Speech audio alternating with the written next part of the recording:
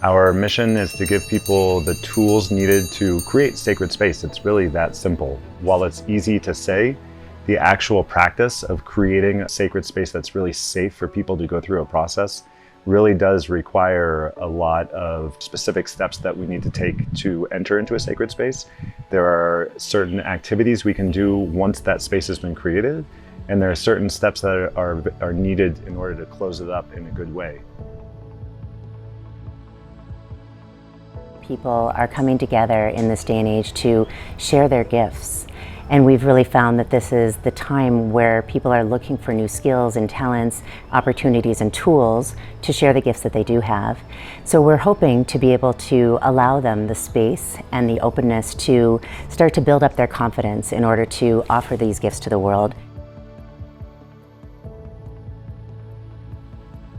When we're coming into a sacred space, we are creating space for ourselves. And when we create space within us, that magic has a chance to rise up and be felt. We have that opportunity for spirit to have a voice.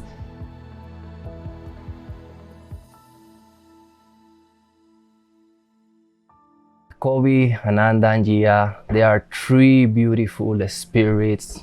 They are completely open to support all of us during this beautiful journey, and they gave us all the tools, all the ideas to in the future create our own space. I really feel the connection they have with the spirits in the way they share the knowledge, really connected and in tune with Mother Nature.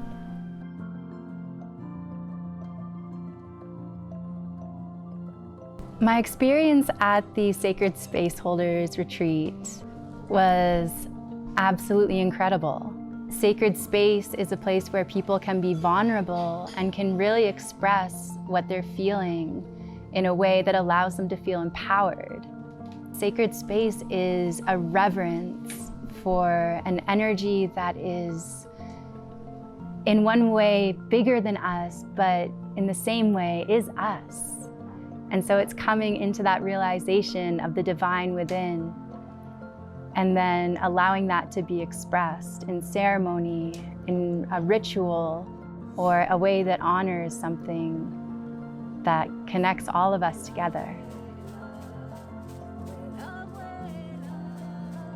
The most important thing that I'm going to take from this retreat, which I've been needing and wanting to tap into for so long, is this idea that I don't need any medicine or any outside influence to tap into a sacred space.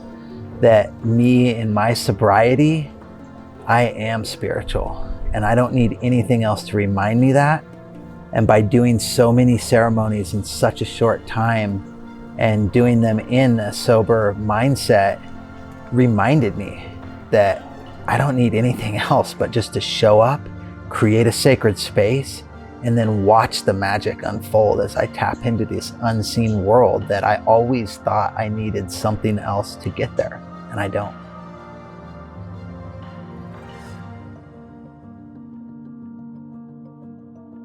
I've had some really powerful personal breakthroughs regarding my own confidence, being in my power and truly being present, and really deepening that connection with spirit, with nature, and my own authentic self.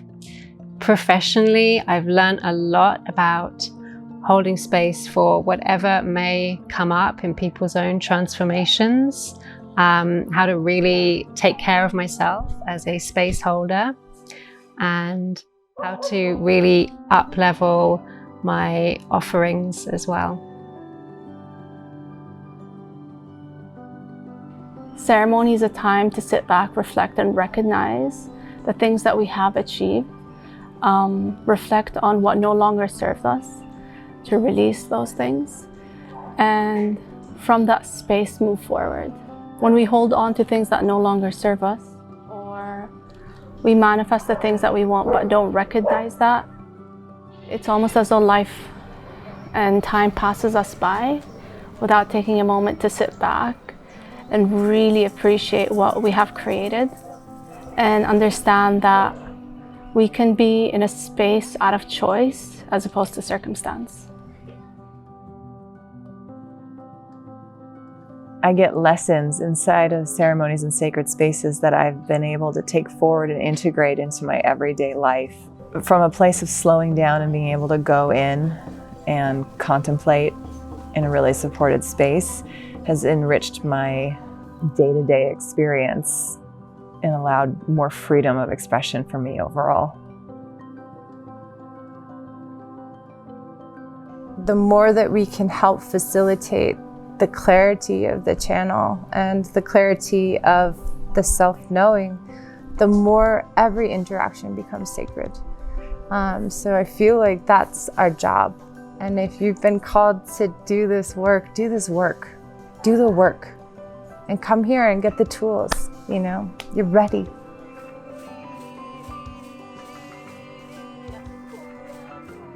We need more healers, facilitators, practitioners, and sacred space holders on this planet. And the world is at a place and a time where we are ready to step up as leaders and to hold that for others. More and more people are showing up for this type of work. And so I really encourage to follow that call, to follow that wisdom that is a place within you that's guiding you, to come and hold that space yourself and to take that leadership role.